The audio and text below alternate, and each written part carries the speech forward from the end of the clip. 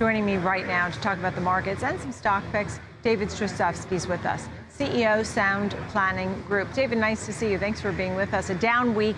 We started to give it a go earlier today. In fact, the Dow was up 370 points after that jobs report. But on a light volume day, volatility is to be expected. What do you think about the week that was here, and what does it tell you for what happens going forward? Well, really great question, Nicole, and great to be with you here before the holiday weekend. So we always look at things in 5 different metrics. There's 5 things that primarily move the markets. Big news here with inflation. We've got interest rates that are rising right now to highs like we've not seen in many years. That's obviously causing a lot of challenges in the housing market in a significant way. I think there's 86% lower mortgage applications year over year. So that's a big one to be following right now as it follows the American consumer. We also want to follow, what is the Fed doing about it? So of course, all eyes are on the Fed, and we've been talking about it all day, everywhere that we're going right now. And obviously, the Fed is hawkish. This is their opportunity to do it. I've been saying this all year that they're going to have to become hawkish to deal with this infection of inflation. And ultimately, I think the Fed's going to hike things until we see something break. We go to corporate earnings next as the 4th factor that we follow. And, so unemployment, or the amount of employees that we have, are a part of corporate earnings. But we want to pay attention to PE ratios, price, earnings. And so price came down this year because of inflation and the challenges that we were facing with that. Now we're seeing earnings challenges as a result of analyst expectations for growth over the year. And so, hey, we get this new jobs report. And it's okay. I think that we've got, more joblessness that has just shown up here over the last month. That's not exactly reflected in this. Maybe inflation's driving some people into working again. Maybe kids are going back to school. We got some moms entering the workforce, but we got some real challenges in this regard. And then lastly, geopolitical events that are heating up right now. China's potentially got the biggest Ponzi scheme in the world with their real estate market.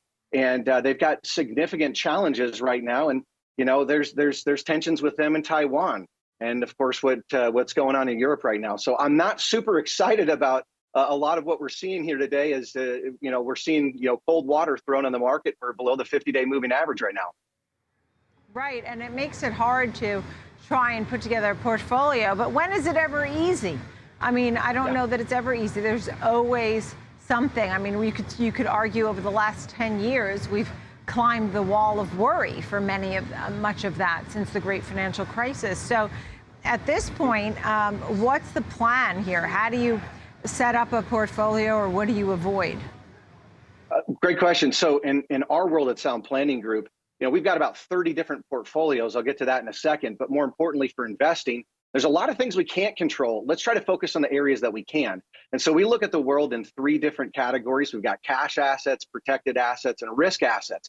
What we want to do is have the right selections inside of each one of those areas. And there's different variables that play in. So cash, pretty straightforward right now, but it's an important thing to be looking at, although you will lose to inflation if you hold high levels of cash. Protected assets, which historically are satiated with bonds. I can't think of a worse investment right now than the bond market today, specifically corporates that might have significant challenges here with interest rate raises. So it's like a seesaw, like my kids like to play on. When interest rates go higher, the value of the bonds go lower. It's called net present value. Most people are not aware of this, but stocks and bonds are moving negatively or positively kind of in correlation this year, which is very unique. So one of the big challenges in those protected assets is that we can't use the bonds right now. So we have to look at different areas. And so what we have found is that something that may surprise the viewers here, fixed indexed annuities, specifically growth-oriented fixed index annuities, which are designed to get you about what 10-year treasuries are doing, plus about 2% over a time frame. They have the ability to give us none of the downside with some of the gains, reasonable rates of return when the market does decide to cooperate. Additionally, as advisors, we don't charge on those accounts. And so, if you're getting a low rate of return already, that's something else important to be looking at. Additionally, they don't have the same credit risk that companies may if they're not able to metabolize their debt, if they, have significant downturns. These fixed index annuities have the ability to just hold their ground and give people some confidence. So they're supposed to be protected assets. Now, on the growth side of things, well, that's where we got our market picks, our risk on strategies. And we need to be, long-term in our thinking with any of these investments. But we have to, in our world, we look at short-term timeframes, like a month over month, midterm, like quarterly, and long-term trends, which tend to be quarterly and beyond. And so right now, we're negative in all three of those areas. And it's very important for us to understand that we need to be really intelligent about the allocations that we have and, why we're in anything. So we need a real plan. That's going to be my big emphasis here right now. We have to have a plan. Yeah. Why are you holding this versus that? Yeah, understood. I just wanted to quickly just ask two questions. First, the fixed indexed annuity, growth-oriented annuity that you're talking about here, which is somewhat of a safer play and doesn't have the fees that other bonds have. That both sounds pretty good. What kind of time frame are you thinking for that type of investment? And then why am I seeing Spotify here? Is that something that you like? Great questions. So when we talk about these longer term protected assets, one of the downside of protected assets is liquidity. And so in a fixed index annuity, as an example, you're commonly able to get about 10% out per year on like a 10-year contract. Now, people might think 10 years, my goodness, that's a long time. And it certainly could be. So again, your investment horizon is important, the phase of life that you're in. But we're looking at bond alternatives right now in a time where it's really important to be getting real rates of return. So 10-year treasuries +2 gets us more in line with what CPI looks like.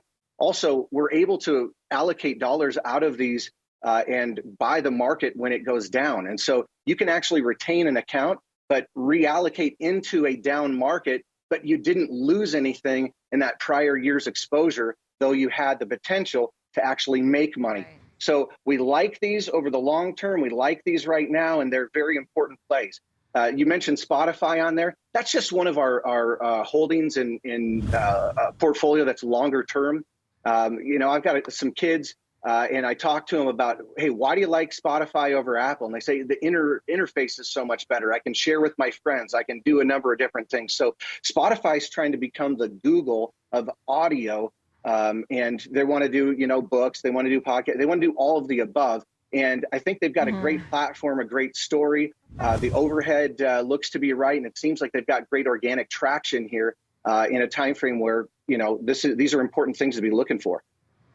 Yeah, you know what? And I think going to the kids is always a good way to try and get a sense of what's hot and what's not, because the group's very fickle. And I'll tell you, I've seen the teenagers right here in Manhattan really sort of cite the trends that we saw in Chipotle, in the switch from Nike to Adidas, in Snap, Instagram from, back to Snap. So I do see what they're doing. I will say I don't really see them using Spotify as much as you do, but we will see. David Straszewski, thank you so much. Sound Planning Group, great to see you. Thank you. Thank you, Nicole. Great weekend.